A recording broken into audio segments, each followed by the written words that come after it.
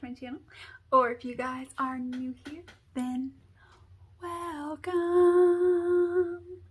I would love if you guys would hit that subscribe button down below, click the little bell so you'll be notified of all my future uploads, and let's jump into today's video. Alright guys, it's time for that palette ranking. It's already July. Like, if you are equally like me, like, wow, it's already July, I'm literally like mind blown. Like, I'm literally like sitting here like, why is it July? Like, where did things go wrong? Why is it July? I'm like literally like, please stop, slow down time. I just want to enjoy my life and not have it just zoom right by. Whew. But yeah, so it's time for a palette ranking for the 6 palettes that I tried this month. I didn't try a ton of palettes this month, but I did try a few.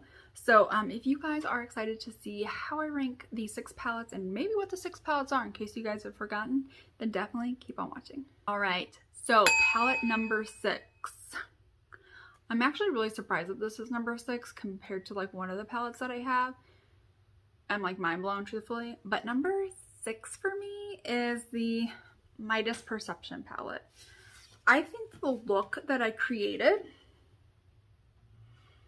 ended up beautiful. It took a lot to get there.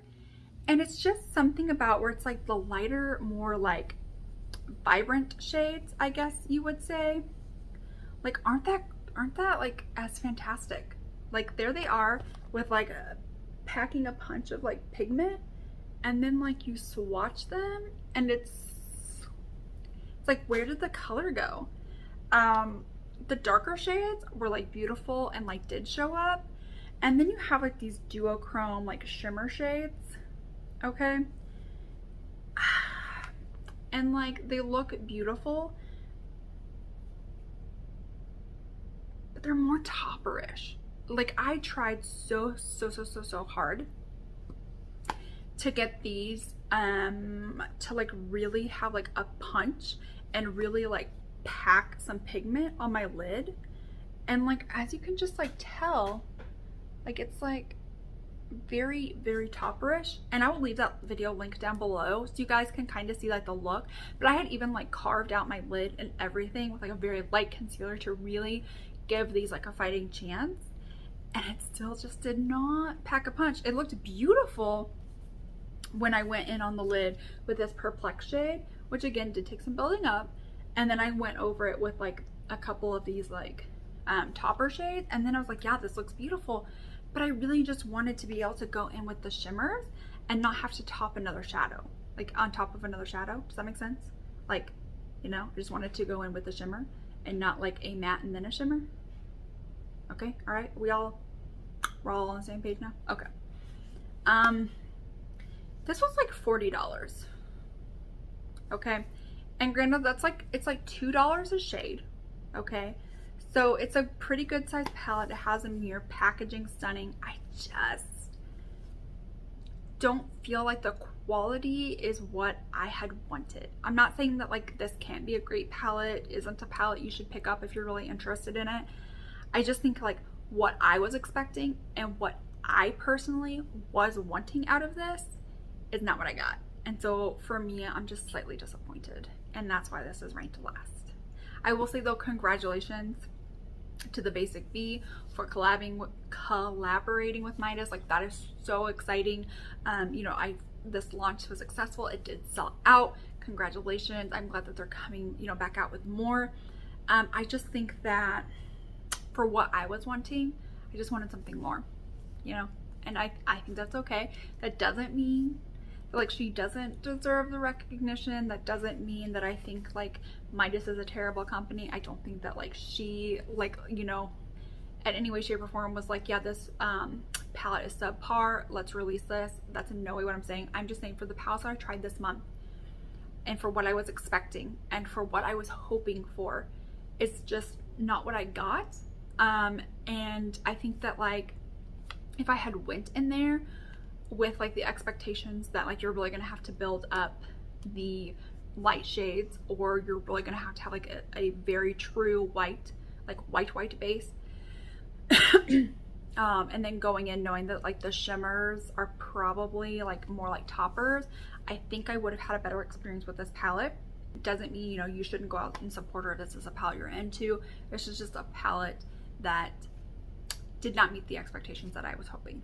All right, palette number 5 is a companion palette. I think you guys know, I have said this millions of times, which is why I'm surprised like the Perception palette was ranked lower, is because I don't really use a lot of companion palettes. Like literally I'm just trying to pick up a palette and use whatever I can from there. But this is stunning. The reason why it's not ranked a little bit higher, because I feel like I could have ranked it a little bit higher, is I hate flaky shades. Okay, so you have 3 flaky shades. So you have a total of 9 and 3 of them are flaky. So you have 6 shades that are decent. The flaky shades are just so thick and chunky, and I just don't care for them. Like to me, like the flakies I could 100% do without. But like the rest of these shades are like mind blowing to me. Like they're absolutely beautiful. The look that I created using this, like the shimmers and stuff, I mean, yeah, my mind is still blown with how beautiful it is. It's definitely a palette I could see myself using, definitely pulling along for a companion. Palette number 4 is the one that I had used for this month. It's the Pure Times PURXRBK Raw Beauty Christy. You have like the colorful side over here, and then you have more of like your neutrals over here. I've definitely got a lot of use out of the neutrals, especially this shade right here. I don't know if you guys can like see like the dip. These shades are pigmented. The shimmers are beautiful. The reason it's not ranked higher is because the fallout on this is atrocious. And here's the thing, like usually fallout doesn't bother me. Like I'm 100% like, as long as the pigment is there, fallout doesn't bother me. But this just has an ungodly amount of fallout. Like ungodly. And then I don't know, I just feel like I maybe would have changed like a couple of things. Like over here for like the neutral side, I maybe would have put this over in the colorful, and I probably would have gotten rid of this one too, because I feel like a lot of these browns are really nice and warm, and I maybe would have like put something a little bit more cool, because you do have like this cool toned pink, and then you have like this cool toned brown, but like this is just like extremely dark, right? Like look at how dark that is. I just wish it had something maybe like a little bit more cool to it, like another like in between color to kind of go along with that. And then over on like this like colorful side, we already had like a yellow, so I made on the other side, so I maybe would have like just picked one of the yellows. I like this white shade, wow, like that is like white, and so I really do like that. I do love like the whole concept where it's like a split palette and you get a mirror on each side, and like this side you can see like it's like a neutral color, and over here it's like reflective and colorful, and so you know which side is which. Each side comes with a mirror. You know, you can go back and forth. I like this, but again, like the fallout's ungodly, and there was just a couple of things that maybe I would have changed about it. Number 3 is another one from Copaesthetics. This is the Elysian palette. This is beautiful. This one does not have any flakies. It's got like the chameleon shades right here where it's like they look white, but then you've got like a gold, like a white gold shift, a white purple shift, a white pink shift, and a white green shift. And I feel like these show up like beautifully, like really like fantastic colors. Like I really feel like those definitely show up. Why this probably like isn't ranked any higher is because I just don't get the whole color story.